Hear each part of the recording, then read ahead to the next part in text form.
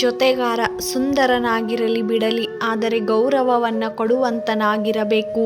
ಪ್ರೀತಿ ಎಷ್ಟು ಆಳವಾಗಿರುತ್ತೋ ಅಷ್ಟೇ ಆಳವಾಗಿ ನೋವು ಅನುಭವಿಸಬೇಕಾಗುತ್ತೆ. ನಿಜವಾದ ಪ್ರೀತಿ ಯಾವಾಗಲೂ ಮುಗಿಯೋದಿಲ್ಲ, ಬರೀ ಸಮಯದೊಂದಿಗೆ ಮೌನವಾಗುತ್ತಾ ಹೋಗುತ್ತೆ ಅಷ್ಟೇ.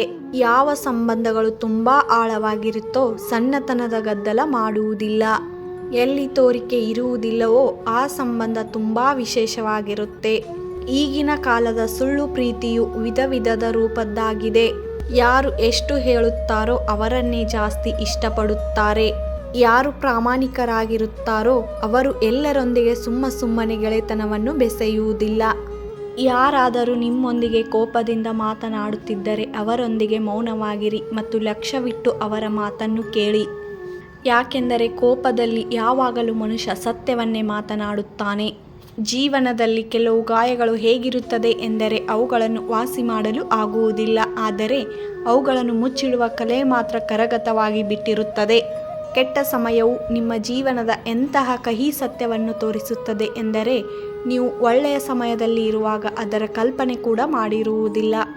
ಈ ಮನುಷ್ಯನ ಸ್ವಭಾವವೇ ಇಷ್ಟು. ಪ್ರೀತಿ ಸಿಗಲಿಲ್ಲವೆಂದರೆ ತಾಳ್ಮೆ ಕಳೆದುಕೊಳ್ಳುತ್ತಾನೆ, ಆದರೆ ಪ್ರೀತಿ ಸಿಕ್ಕ ಮೇಲೆ ಗೌರವ ಕೊಡುವುದನ್ನು ಮರೆತು ಬಿಡುತ್ತಾನೆ. ಕೆಲವು ಸಂಬಂಧಗಳಿಂದ ಸ್ವತಂತ್ರವಾಗಿರುವುದೇ ಒಳ್ಳೆಯದು, ಯಾಕೆಂದರೆ ಬದುಕುವ ಹಕ್ಕು ನಿಮಗೂ ಇದೆ. ಈಗಿನ ಕಾಲದಲ್ಲಿ ಒಳ್ಳೆಯ ಜನರ ಮೌಲ್ಯವು ಕೆಟ್ಟ ಜನರು ಸಿಕ್ಕ ಮೇಲೆ ಅರ್ಥವಾಗುತ್ತೆ. ಎಲ್ಲಿಯವರೆಗೆ ಜೀವನದಲ್ಲಿ ಮುಗ್ಗರಿಸಿ ಬೀಳುವುದಿಲ್ಲವೋ ಅಲ್ಲಿಯವರೆಗೆ ಮನುಷ್ಯನಿಗೆ ತನ್ನ ನಿರ್ಧಾರದ ಮೇಲೆ ಅಹಂಕಾರವಿರುತ್ತೆ. ಯಾರನ್ನಾದರೂ ನೀವು ಮನಸ್ಸಿನಿಂದ ಇಷ್ಟಪಟ್ಟರೂ ಕೂಡ ಅವರು ನಿಮಗೆ ಗೌರವ ಕೊಡುತ್ತಿಲ್ಲವೆಂದರೆ ಇದು ಅವರ ದುರಾದೃಷ್ಟ, ನಿಮ್ಮದಲ್ಲ. ಅದಕ್ಕಾಗಿ ನೀವು ಸಂತೋಷವಾಗಿರಿ. ಯಾರಾದರೂ ವ್ಯಕ್ತಿ ಪದೇ ಪದೇ ಒಂದೇ ತಪ್ಪನ್ನು ಮಾಡುತ್ತಿದ್ದರೆ ಅದು ನಿಮಗೆ ನೋವು ಉಂಟು ಮಾಡುತ್ತಿದೆ ಎಂದರೆ ಆ ವ್ಯಕ್ತಿಯಿಂದ ನಿಮ್ಮ ಜೊತೆ ಇರುವ ಅವಶ್ಯಕತೆ ಇಲ್ಲ ಮತ್ತು ನಿಮ್ಮಿಂದ ದೂರವಾಗಲು ಪ್ರಯತ್ನಿಸುತ್ತಿದ್ದಾರೆ ಎಂದರ್ಥ.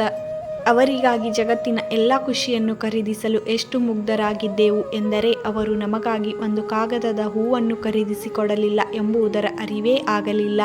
ಅವರು ಮಾಡುವ ಪ್ರತಿಯೊಂದು ತಪ್ಪಿಗೆ ಅಸಹಾಯಕತೆ ಎಂಬ ಹೆಸರನ್ನು ಹೇಳುತ್ತಾ ಹೋದರು ಮತ್ತು ಮೋಸ ಮಾಡಿದರು ಮತ್ತು ನಾವು ಹುಚ್ಚರು. ಅವರ ಪ್ರತಿಯೊಂದು ಮಾತನ್ನು ನಿಜ ಎಂದು ನಂಬುತ್ತಾ ಹೋದೆವು. ನಿಮಗೆ ಕೋಪ ಭರಿಸಲು ಯಾರಾದರೂ ಯಶಸ್ವಿ ಆದರೆ ಒಂದು ತಿಳಿದುಕೊಂಡು ಬಿಡಿ, ನೀವು ಅವರ ಕೈಗೊಂಬೆಯಾಗಿದ್ದೀರಿ ಎಂದು. ಎಷ್ಟೋ ಪ್ರೀತಿಯನ್ನು ಅಸಹಾಯಕತೆ ನುಂಗಿಬಿಟ್ಟರೆ ಉಳಿದ ಎಷ್ಟೋ ಪ್ರೀತಿಯನ್ನು ದೂರವಾಗಿ ಇರುವುದನ್ನು ತಿಂದು ಬಿಟ್ಟವು. ಬೆಳಿಗ್ಗೆ ಎದ್ದ ತಕ್ಷಣ ಒಬ್ಬ ವ್ಯಕ್ತಿಯ ನೆನಪು ತುಂಬ ಬರುತ್ತಿದ್ದರೆ ಆಗ ಆ ವ್ಯಕ್ತಿ ನಿಮ್ಮ ಹೃದಯಕ್ಕೆ ತುಂಬ ಹತ್ತಿರವಾಗಿರುತ್ತಾರೆ. ಎಷ್ಟು ವಿಚಿತ್ರ ಅಲ್ವಾ? ನಾನು ಪುಸ್ತಕದಲ್ಲಿ ಓದಿದ್ದೇ ಬೇರೆ ಮತ್ತು ಜೀವನವು ಕಲಿಸುತ್ತಿರುವ ಪಾಠವೇ ಬೇರೆ. ಈ ವಿಡಿಯೋ ಏನಾದರೂ ನಿಮಗೆ ಇಷ್ಟವಾಗಿದ್ದರೆ ಲೈಕ್ ಮಾಡಿ, ಕಮೆಂಟ್ ಮಾಡಿ, ಹಾಗೆ ಫ್ಯಾಮಿಲಿ ಫ್ರೆಂಡ್ಸು ಶೇರ್ ಮಾಡಿ. ಇನ್ನೂ ನನ್ನ ಚಾನಲ್ಗೆ ಸಬ್ಸ್ಕ್ರೈಬ್ ಆಗಿಲ್ಲ ಅಂದರೆ ದಯವಿಟ್ಟು ಹೋಗಿ ಸಬ್ಸ್ಕ್ರೈಬ್ ಆಗಿ, ಪಕ್ಕದಲ್ಲಿರುವ ಬೆಲ್ ಬಟನ್ ಪ್ರೆಸ್ ಮಾಡಿ. ನಾನು ಹಾಕ್ತಾ ಇರೋಂಥ ವಿಡಿಯೋ ನೋಟಿಫಿಕೇಷನ್ ನಿಮಗೂ ಬರುತ್ತದೆ. ಮತ್ತೆ ಹೊಸ ವಿಡಿಯೋದೊಂದಿಗೆ ಸಿಗ್ತೀನಿ. ಅಲ್ಲಿವರೆಗೂ ನೋಡ್ತಾ ಇರಿ, ಸಪೋರ್ಟ್ ಮಾಡ್ತಾ ಇರಿ. Thank you for watching.